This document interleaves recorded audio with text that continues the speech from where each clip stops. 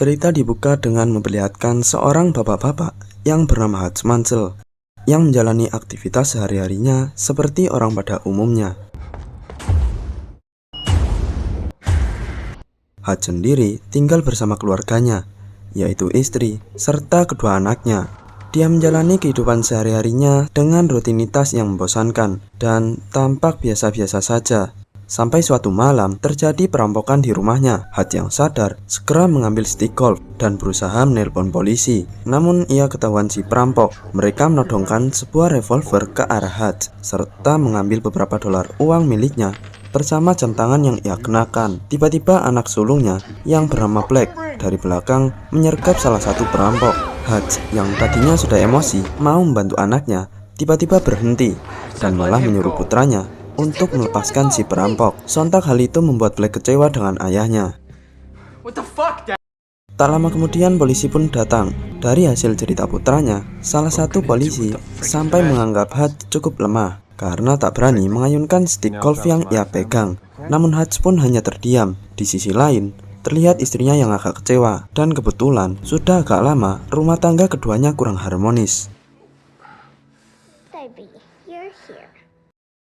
Keesokan paginya saat sarapan, terlihat jelas bagaimana putranya masih sangat kecewa akan kejadian semalam. Kabar mengenai kejadian itu juga ternyata sudah tersebar ke beberapa kerabat, dimulai dari tetangganya yang meremehkan Haj di depan putranya sendiri.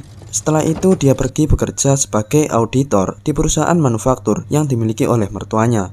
Saat di tempat kerja, iparnya yang bernama Charlie datang. Dan Haj kembali mendapat perkataan tak menyenangkan soal semalam. Charlie juga menodongkan sebuah pistol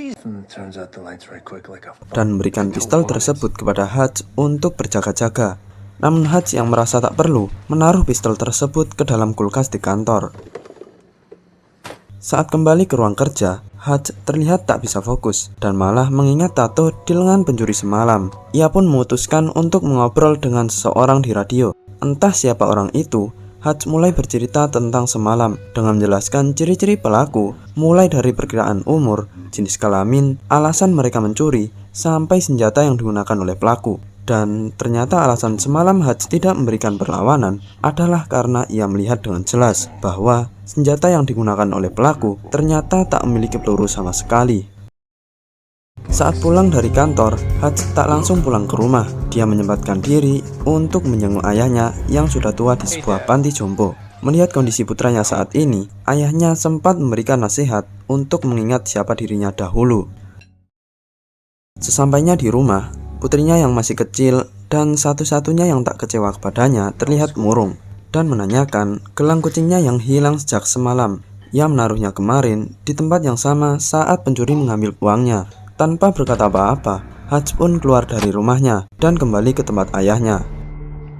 Di sana ia mengambil jaket, sebuah revolver, serta uang. Dan ketika dia berkata kepada ayahnya bahwa ada yang harus dia lakukan, jawaban dari ayahnya adalah,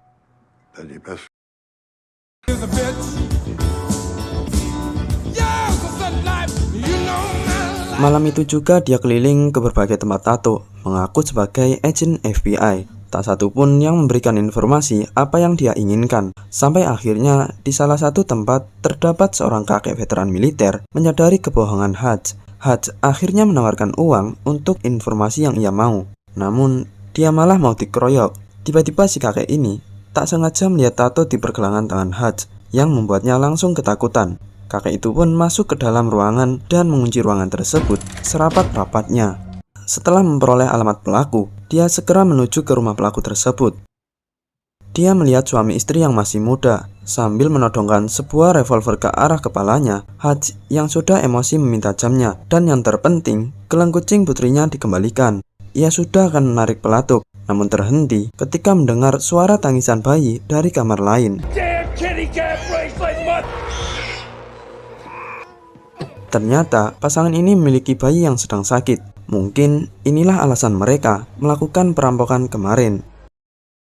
Disinilah dia sekarang, di dalam sebuah bus dengan muka yang tampak kecewa karena tak bisa melampiaskan amarahnya.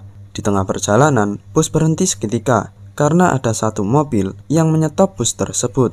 Dari mobil itu turun 5 orang geng dengan kondisi setengah mabuk. Dengan songongnya mereka menaiki bus dan mengganggu para penumpang lainnya. Saat itulah Hajj tersenyum karena menganggap ini adalah kiriman dari Tuhan untuk mengganti pelampiasan amarahnya. Karena sudah lama tak beraksi, awalnya ia terkena beberapa pukulan, bahkan tertusuk pisau. Namun seiring pertarungan, gerakannya semakin agresif, membantai 5 orang songong ini. Mereka tak menyangka sama sekali bisa diajar habis-habisan hanya oleh seorang bapak-bapak.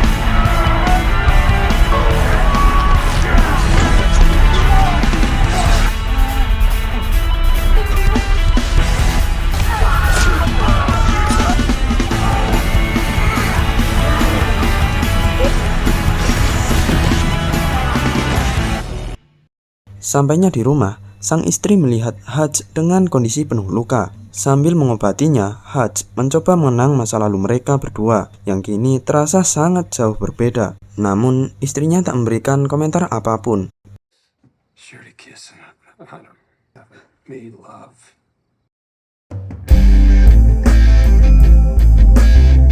Kita beralih ke sebuah klub malam yang memperkenalkan seorang pria Rusia memasuki sebuah klub malam dengan asiknya berjoget bersama biduan. Pria ini bernama Yulian. Di balik gayanya yang terlihat santai, ia sebenarnya adalah orang yang dipercaya untuk menjaga perusahaan bernama Opsak yang mengelola dana bersama yang dimiliki para mafia besar Rusia di Amerika. Uang ini adalah kontribusi kolektif dari anggota mafia yang digunakan untuk berbagai keperluan, seperti mendanai operasi ilegal, memberikan dukungan finansial kepada keluarga anggota yang dipenjara, dan melindungi kepentingan organisasi secara keseluruhan. Jadi, pada dasarnya Yulian mengelola dan bertanggung jawab atas uang kriminal yang dimiliki bersama oleh jaringan mafia tersebut. Seorang anggota Opsak mengomentari gaya Yulian yang harusnya menjaga wibawa layaknya mafia pada umumnya. Yulian tak memberikan komentar apapun, namun ia langsung menunjukkan aksi yang cukup brutal dengan membunuh salah satu pemegang saham.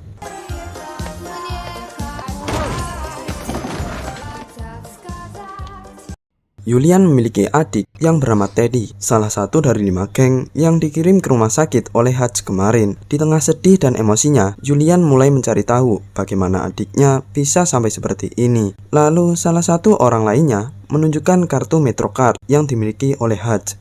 Kita kembali beralih ke Hajj yang saat ini sedang menikmati sarapan bersama keluarganya. Ia terlihat lebih percaya diri dan segar sehabis melampiaskan amarahnya kemarin. Namun, tiba-tiba orang yang biasa berkomunikasi dengan Hajj di radio menelpon melalui telepon rumah. Ia memperingati Hajj terkait pembalasan Yulian akibat perbuatannya. Ia menyuruh Hajj datang ke tempat cukur.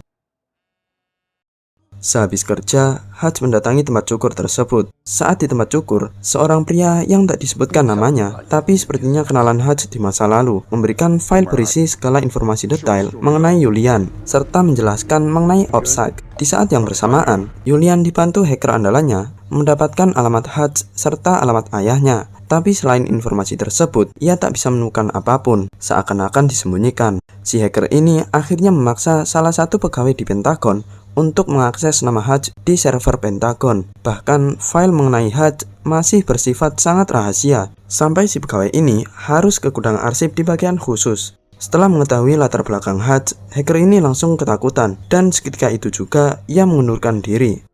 Suatu malam ketika di rumah, Hajj yang tengah menikmati makan malam bersama keluarganya didatangi beberapa anggota Yulian dengan senjata lengkap. Hajj tak mengira mereka datang secepat ini. Dia segera menyuruh istrinya dan anaknya untuk bersembunyi di basement yang ternyata selama ini disembunyikan dari keluarganya. Basement ini juga memiliki sistem kuncian yang canggih. Hajj memulai aksinya dengan mematikan aliran listrik di rumahnya, lalu dengan mudahnya menghabisi satu persatu pasukan yang masuk ke rumahnya, hingga ketika dia distrum dari belakang menggunakan stun gun yang membuatnya pingsan.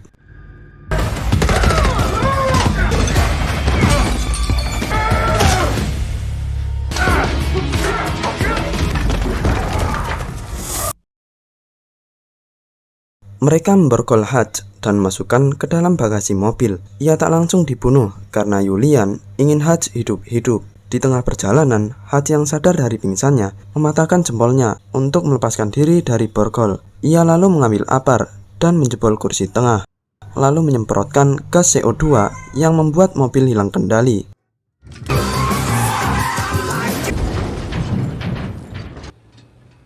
Hutch yang sedang duduk beristirahat dengan santainya mengajak ngobrol salah satu anggota mafia yang lagi sekarat.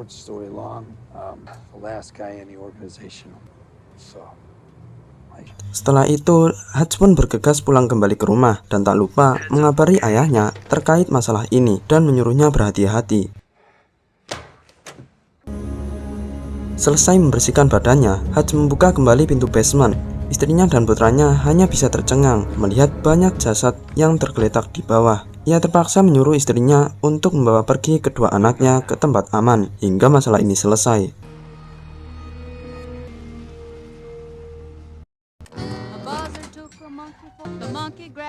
Hutch pun mulai beres-beres sambil menikmati whisky dan indahnya alunan musik beserta 6 jasad dengan beberapa yang masih sekarat yang ia bawa ke basement. Hutch mulai bercerita, dahulu kala ada seorang pria bernama Alan yang mencuri uang pemerintah. Hutch pun diutus untuk menghabisinya. Di saat-saat terakhir sebelum dieksekusi, Alan memohon untuk diberikan kesempatan. Dia menyesali semua perbuatannya, lalu Hutch pun mengabulkannya. Setahun kemudian, Hutch mengecek keadaan Alan yang kala itu memiliki kehidupan yang berubah drastis. Ia terlihat sangat bahagia di tengah keluarganya yang sederhana. Hutch tiba-tiba menginginkan apa yang Alan miliki. Ia pun mengundurkan diri dari pekerjaan yang awalnya terasa sangat mustahil. Namun berdasarkan apa yang kita lihat, Hutch cukup sukses untuk meninggalkan masa lalunya. Di tengah ceritanya, Hutch tak sengaja melihat di bawah sofa terdapat gelang kucing milik putrinya yang ternyata selama ini bukan dicuri, melainkan terselip di bawah sofa. Inilah gelang yang menjadi penyebab semua ini terjadi. Hutch kemudian mengeluarkan piringan hitam yang ketika dimainkan ternyata memicu api untuk membakar seluruh ruangan basement milik Hutch. Basement ini dirancang untuk melipat gandakan panas jika terjadi kebakaran, hingga mampu membuat tulang manusia menjadi debu tak tersisa.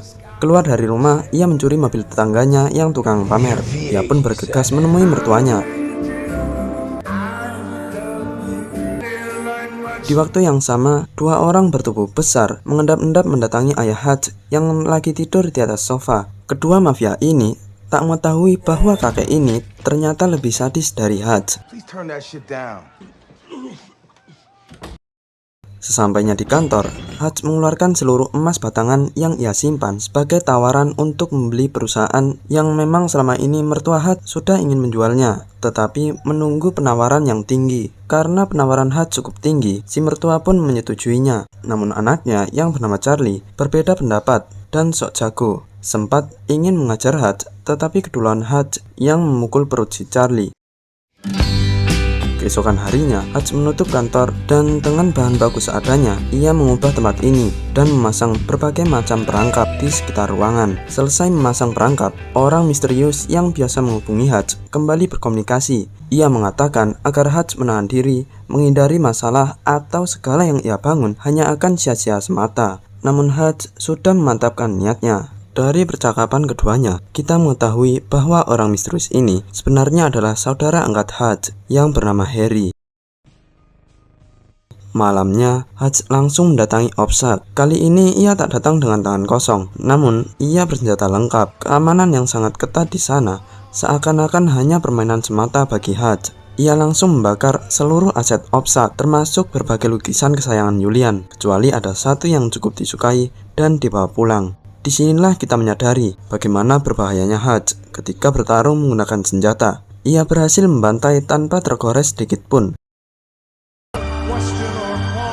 Saat tengah malam, terlihat Julian bernyanyi di sebuah klub kesayangannya. Ternyata, di antara para penonton, terdapat Hutch yang sedang menikmati steak dengan penuh kenikmatan setelah membakar seluruh aset Opsat. Ketika anak buah Julian mau mengeksekusi Hutch, ternyata di depan Hutch terdapat sebuah ranjau yang pemicunya dicantolkan ke jari Hutch, sehingga Hutch berhasil mengajak Julian untuk tawar-menawar menyelesaikan masalah ini. Walaupun ia sempat sangat emosi saat mengetahui bahwa seluruh aset Opsat hangus terbakar, Hutch memperingatkan Julian untuk berhenti memberikan perlawanan atau ia akan semakin menderita. Ia pun dengan santainya keluar dari klub malam tersebut, lalu menaiki mobil dan menunggu apa yang dilakukan oleh Julian.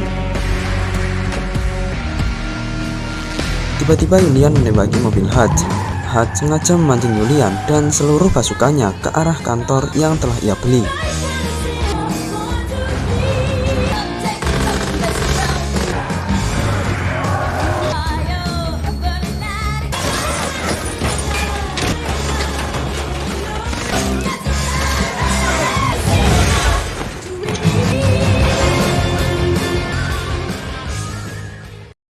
saat keluar dari mobil, ia sempat terkena tembakan di tengah gempuran peluru.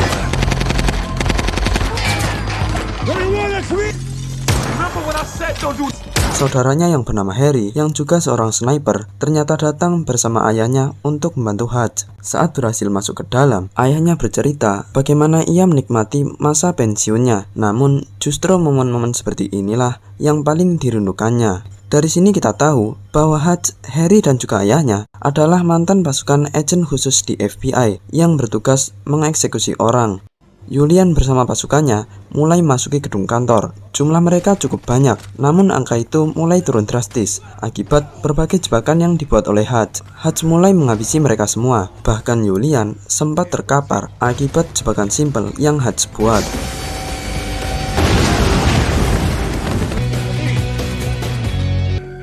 Tampaknya Julian benar-benar salah memilih lawan. Keluarga ini bukan sembarang keluarga. Masing-masing dari mereka memiliki skill bertarung tingkat tinggi. Dimulai dari Harry yang ahli dalam sniping, Hutch dengan keahliannya dalam menembak dan merancang strategi, serta sang ayah yang menikmati momen dengan shotgun di tangannya.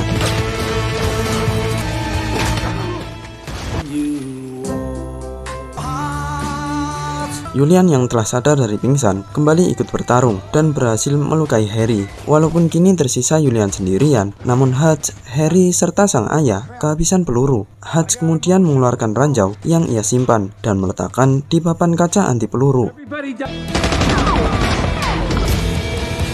Dengan aksinya ia berhasil menghabisi Julian hingga tewas mengenaskan. Sebelum polisi tiba di TKP, Hutch meminta Harry serta sang ayah untuk pergi karena dia akan mengurus semuanya sendirian. Tak lupa ia mengucapkan terima kasih atas bantuan luar biasa mereka. Hutch kemudian mencoba menghubungi istrinya, namun tak diangkat. Akhirnya ia meninggalkan pesan suara berisi permohonan maaf dan ucapan terima kasih atas semua kesempatan yang telah diberikan selama ini. Polisi pun datang menginterogasinya. Saat ditanya mengenai sifat dirinya, Hutch hanya menjawab, "Nobody." Tak lama kemudian, kedua polisi yang menginterogasinya secara bersamaan mendapat telepon misterius. Entah apa yang dibicarakannya, mereka pun seketika itu membebaskan Hutch. Hal itu malah membuat mereka akhirnya semakin ketakutan. Jadi, siapakah sebenarnya sosok Hutch? Beberapa waktu kemudian, terlihat Hutch bersama istrinya sedang melihat rumah yang rencana akan mereka beli. Saat sedang asik berkeliling, si agen properti mendapat telepon misterius dari seorang yang ternyata telepon itu untuk Hutch. Dan tamatlah sudah film ini. Di akhir kredit film, sebenarnya ada scene tambahan di mana Harry dan ayahnya sedang dalam sebuah perjalanan dengan muatan penuh senjata. Jadi, kemungkinan akan ada film keduanya.